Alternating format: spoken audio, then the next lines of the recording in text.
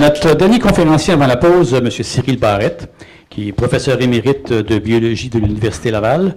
Cyril Barrette ne se considère pas militant, mais plutôt un fidèle et persistant défendeur et vulgarisateur de la rationalité et de la science en particulier, en tant que méthode de connaissance et de compréhension de la réalité et de recherche de vérité.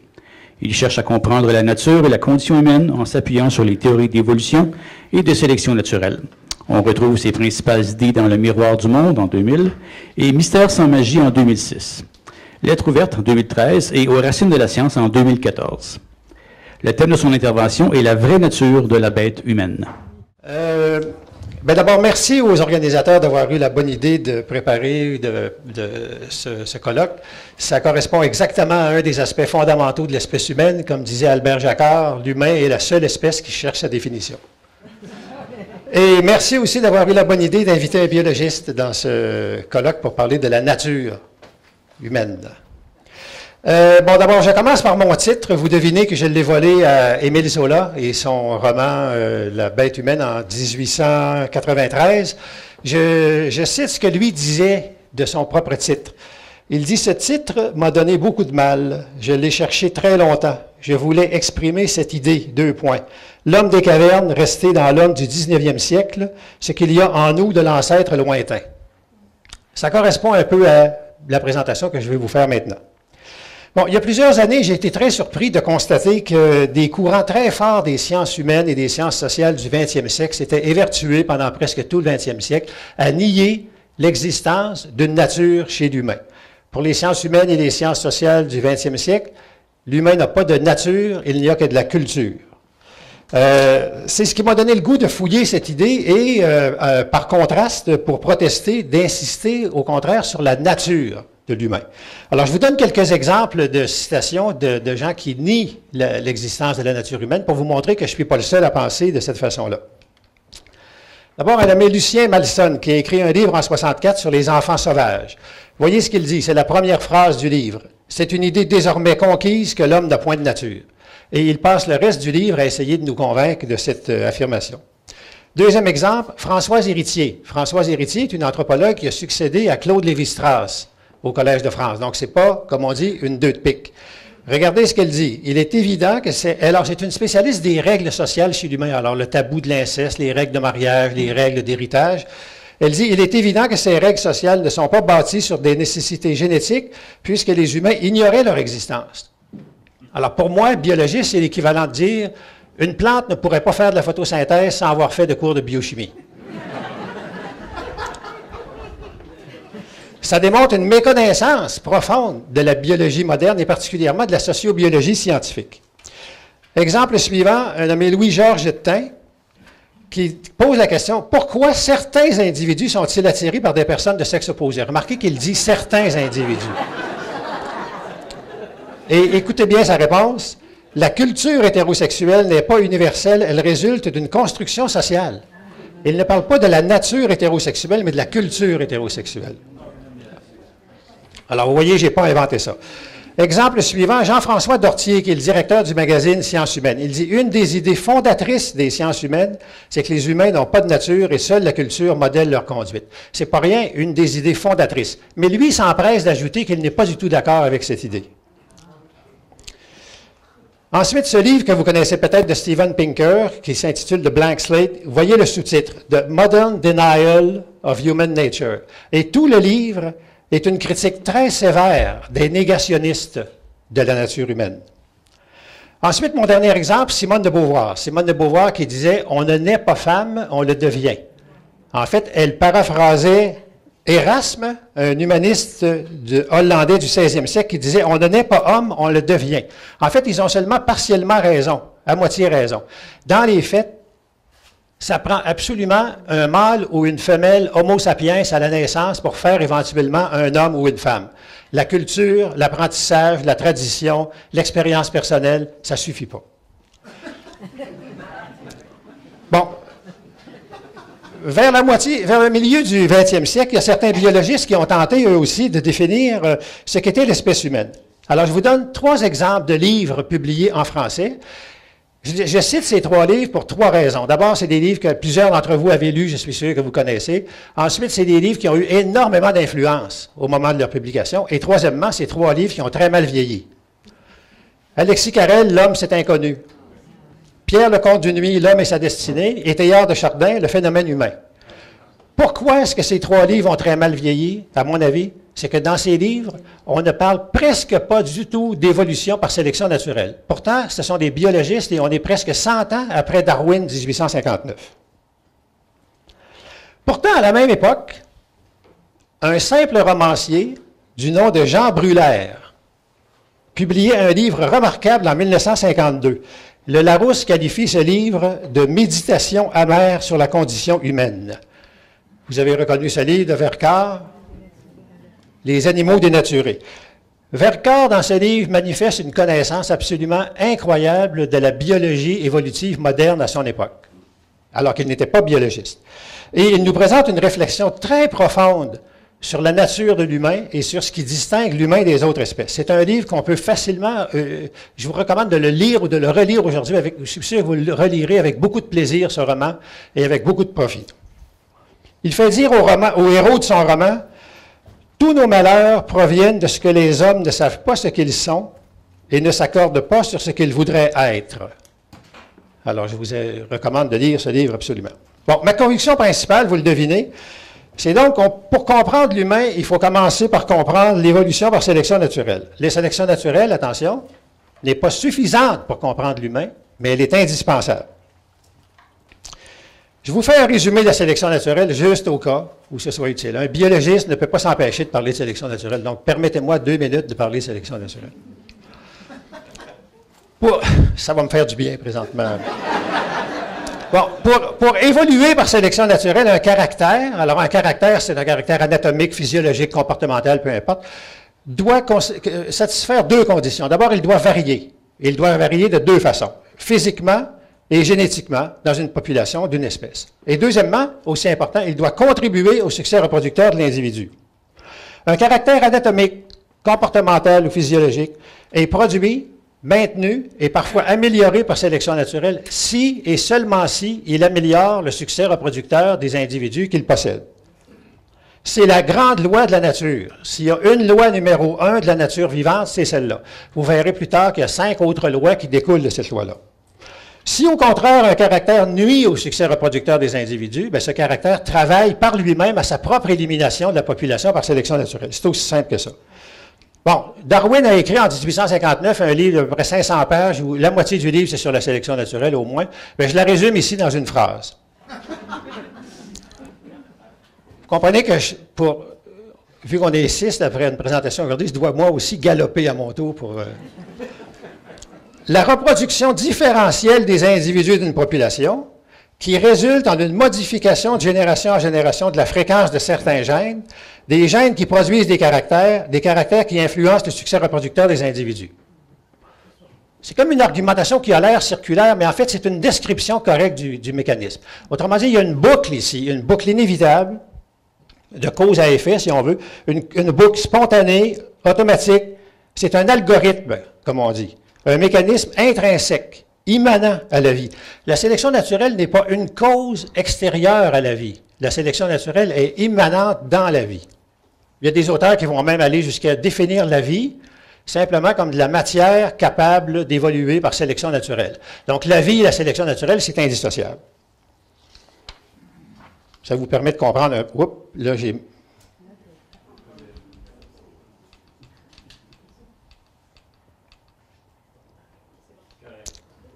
Je fais une révision pour l'examen.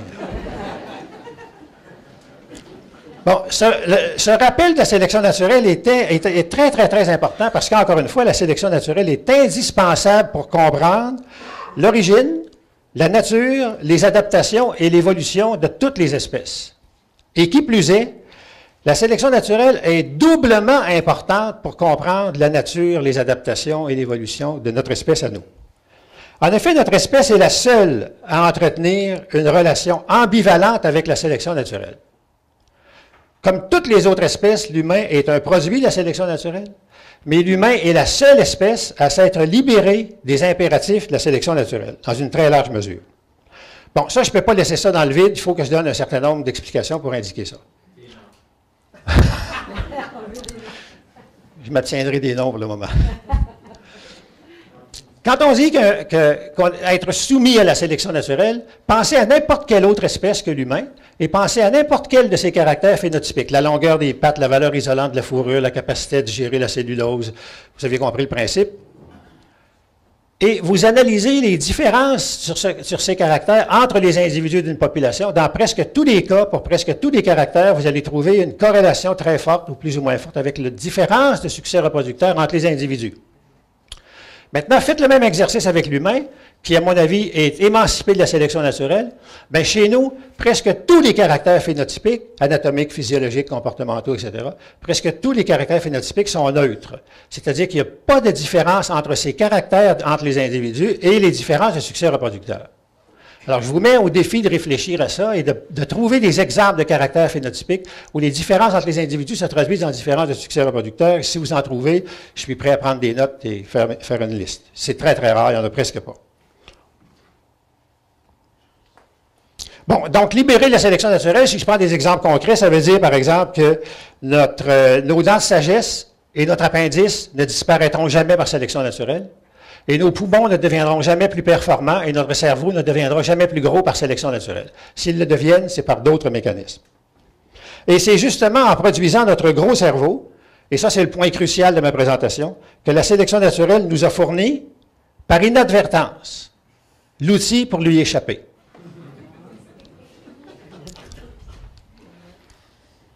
Donc le fait qu'on ait échappé à la sélection naturelle, ça m'amène à la conséquence majeure qui va plaire à notre ami Daniel Barry, c'est que l'humain est la seule espèce à s'être développé une double nature. L'humain a pu s'inventer une seconde nature par-dessus sa nature animale. Exactement comme au théâtre, on voit le personnage qui recouvre la personne, la culture qui recouvre l'animal. Et à mon avis, le premier élément crucial qui a permis à notre espèce de franchir ce seuil entre la nature animale et la nature humaine, c'est l'invention du langage. On ne sait pas à quel moment ça s'est passé, mais l'invention du langage a permis petit à petit le développement de la pensée, de la conscience, de la culture, de l'intelligence individuelle et collective. Donc, l'humain est par conséquent la seule espèce à posséder deux modes tout à fait distincts d'accumulation et de transmission d'informations de génération en génération, un mode génétique darwinien comme toutes les autres espèces et un mode culturel lamarckien unique à notre espèce. Bon, concrètement, on reconnaît 5 grandes inventions qui ont permis à l'humain de faire ce passage, des choses que vous connaissez déjà, mais je les rappelle. Donc, la technologie simple, l'invention des outils, des abris, des habits, le contrôle du feu. L'agriculture, il y a à peu près 10 000 ans. L'écriture, il y a 5000 ans.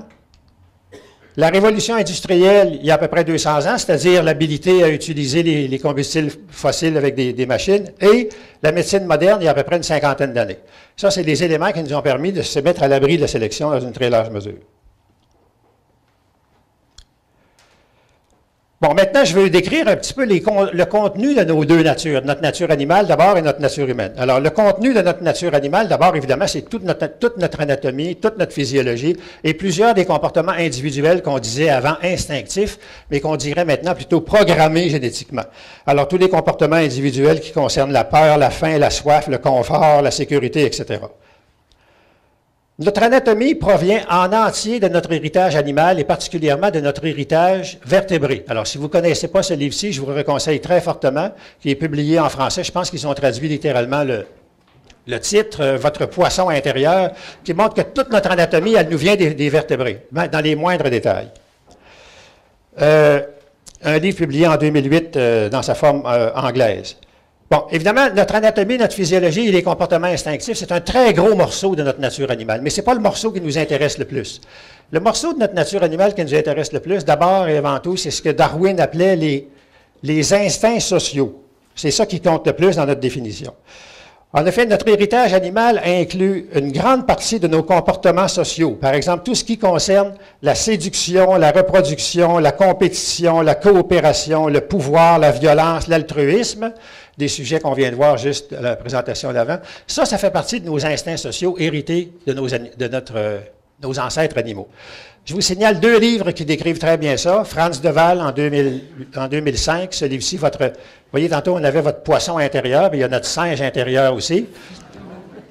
Et ce livre-ci qui est paru l'an passé par Sudendorf, qui, vous voyez le titre, le gap, qu'est-ce qui nous sépare des autres espèces, essentiellement, en termes de comportements sociaux et d'instincts sociaux. Mais ce qui nous sépare encore plus des autres espèces, ce qui nous distingue encore plus, mais ça fait encore partie de notre nature animale, c'est tout l'ensemble de nos capacités mentales, cognitives, intellectuelles, émotives, y compris toutes les capacités indispensables pour mener une vie en société. Alors, si vous voulez voir une belle description de ça dans ce livre-ci paru en 2014 par Robin Dunbar sur l'évolution humaine. Pour lui, l'évolution humaine, l'origine de l'homme, ce qui est important, c'est pas la bipédie et les autres caractères anatomiques, c'est plutôt les capacités cognitives, évidemment. Mais tout ça, c'est encore de l'ordre de notre nature animale. Notre nature animale est régie, comme celle de toutes les autres espèces, par 5 lois qui découlent de la grande loi de la nature. Alors, ces 5 lois sont les suivantes. Toutes des choses parfaitement naturelles que tout le monde reconnaît. L'égoïsme, pas besoin de suivre de cours pour être égoïste, tout le monde est égoïste, naturellement. L'immédiateté, c'est-à-dire se concentrer sur ce qui se passe ici maintenant, la sélection naturelle fonctionne uniquement ici maintenant. Une vie réactive, c'est-à-dire qu'on attend que ça aille mal pour pouvoir réagir, la sélection naturelle est un processus réactif. Une vie qui est programmée, donc programmée génétiquement dans ce cas-ci, et on comptabilise tout en termes de coût-bénéfice. On cherche toujours le beau, bon, pas cher. Ça, c'est tout à fait naturel et animal. Donc, ces 5 lois de la nature gèrent la vie sociale et la vie de toutes les autres espèces, y compris la nôtre, dans notre quotidien. Mais l'humain est capable de faire mieux que ça. L'humain est capable de transcender ces lois animales et d'aller plus loin que ça. Mais, donc, de se libérer de ces lois, mais c'est très difficile. Pourquoi? Parce que, justement, c'est contre nature.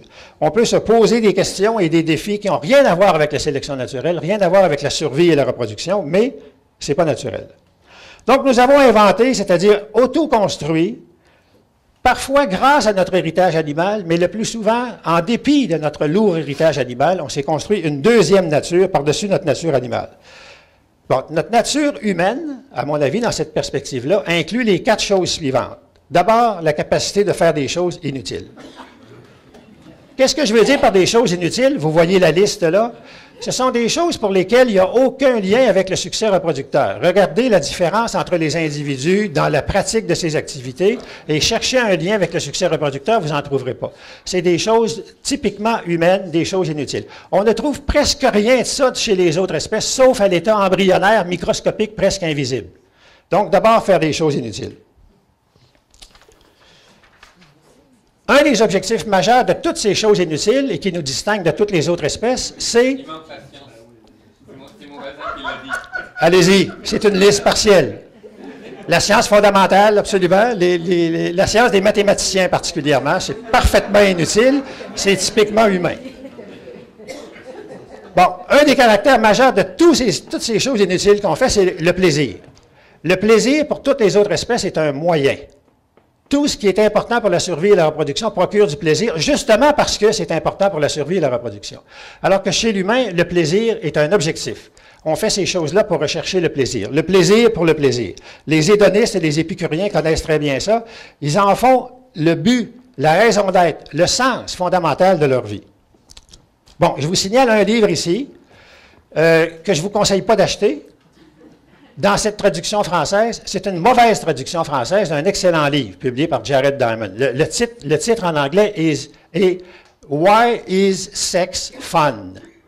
Ils ont traduit sexe par amour, ce qui tue complètement le sujet.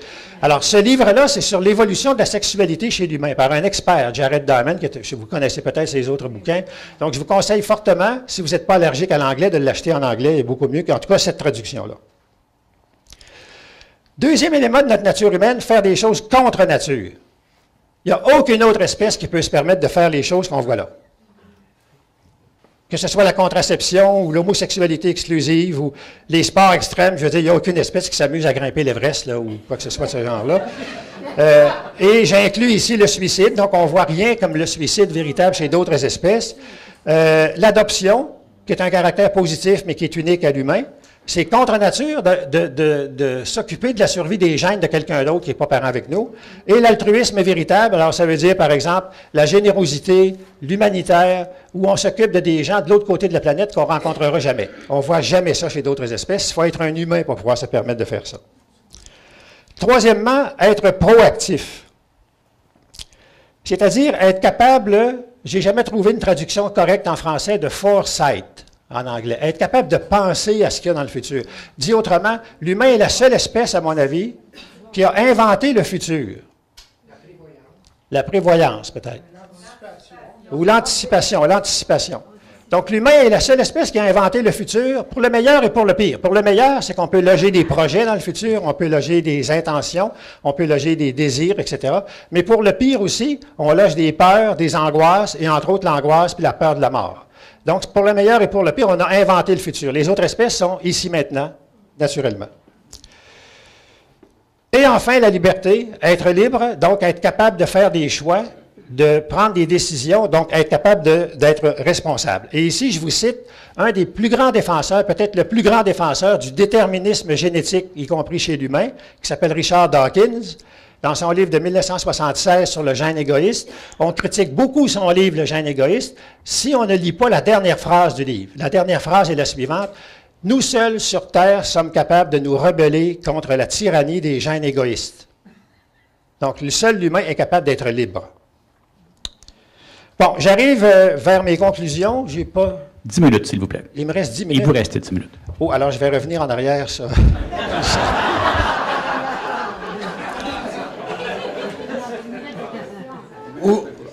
Où il y aura des questions. Bon. Alors, j'arrive avec un résumé où je contraste un certain nombre de caractères de nature animale et nature humaine. Des choses que vous et moi on fait, mais qui sont des deux ordres de nature. Parler, c'est animal. Mais là, c'est complexe un peu, parler, parce que parler, il y a plusieurs niveaux. Dans parler, être capable de parler, il y a la voix, la langue et le discours. La voix, à mon avis, c'est 100% animal.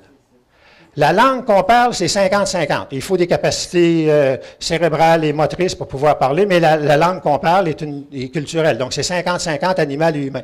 Mais le discours qu'on tient, c'est-à-dire des sons qui ont un sens, comme ce que j'essaie de faire maintenant, ça, c'est 100% humain. C'est uniquement humain. Et écrire, c'est dans la nature humaine. On a inventé l'écriture il y a 5000 ans. Notre espèce existe depuis au moins 100 000 ans. Ça veut dire que pour le premier 95% de l'histoire de notre espèce, on n'était pas capable d'écrire et de lire. C'est pas pour rien qu'aujourd'hui, c'est difficile d'écrire.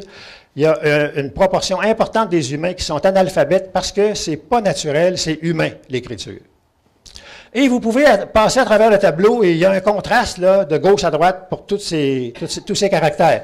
Le besoin versus les désirs, l'agression versus la torture et le génocide. Quand j'entends les gens dire « les génocides, c'est tellement inhumain », ma réaction est toujours la même. Non, c'est justement humain.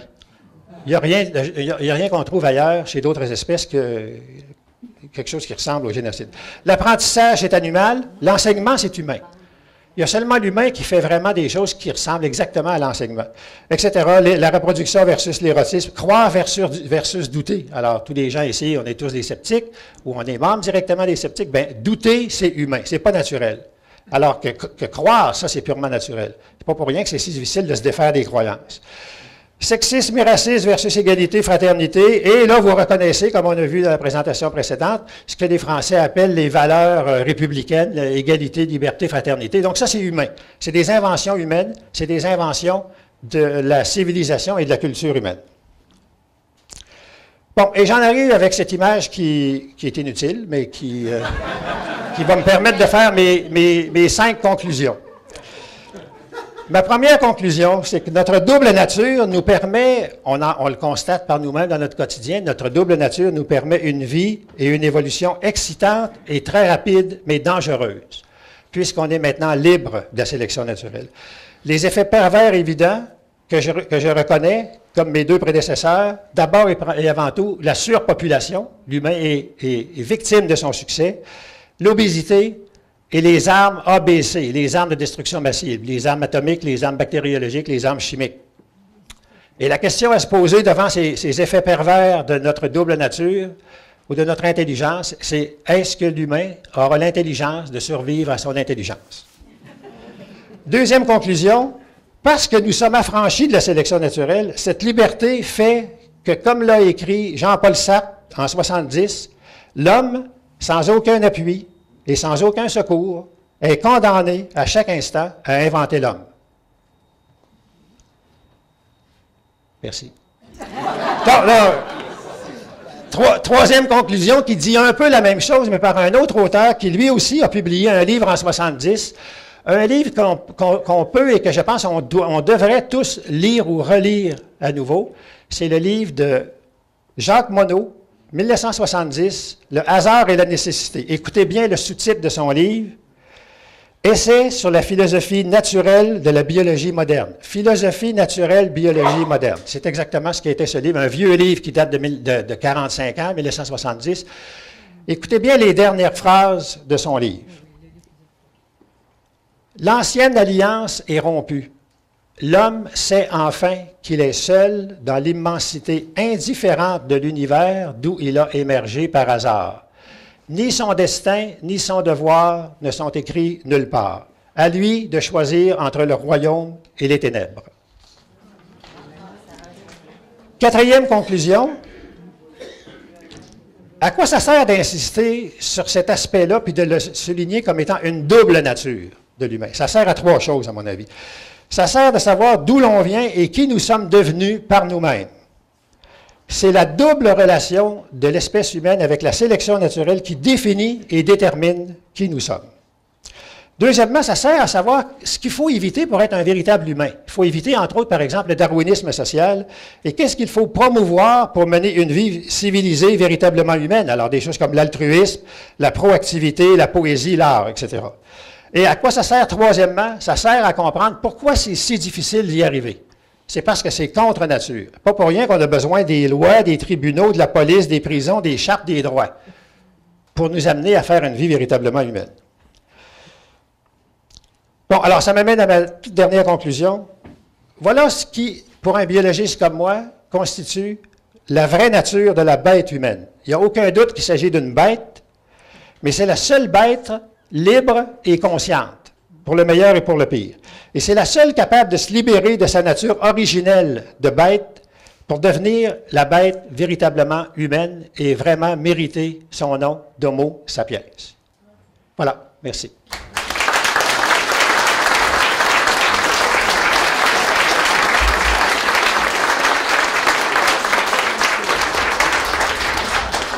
On a un petit 5 minutes pour les questions. Oui, là-bas, OK. J'arrive. Et je mets l'emphase sur le mot « question ». Merci.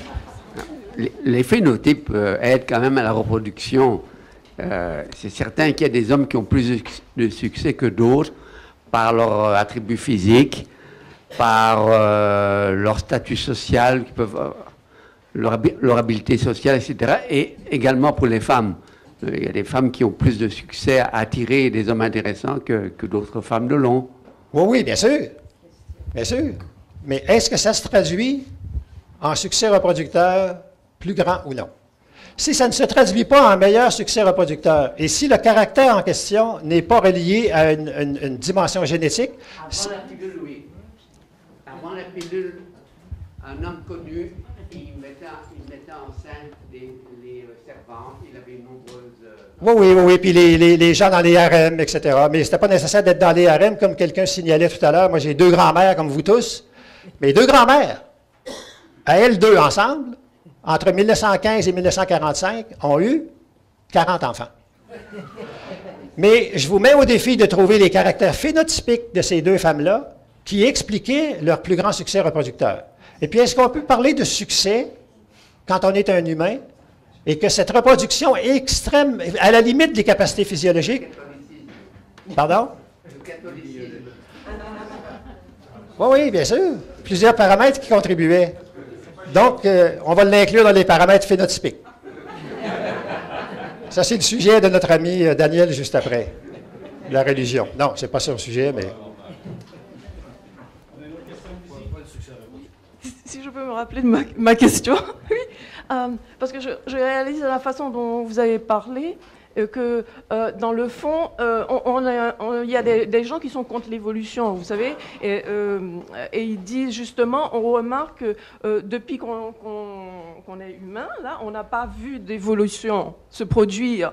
Alors ils disent c'est la preuve que non, nous ne venons pas de l'animal et que cette évolution n'existe pas. Or, de la façon dont vous avez parlé, j'ai trouvé ça intéressant que vous avez montré dans le fond que c'est nous qui stoppons cette évolution-là et que c'est normal, donc qu'on ne verra pas un homme différent dans le siècle prochain.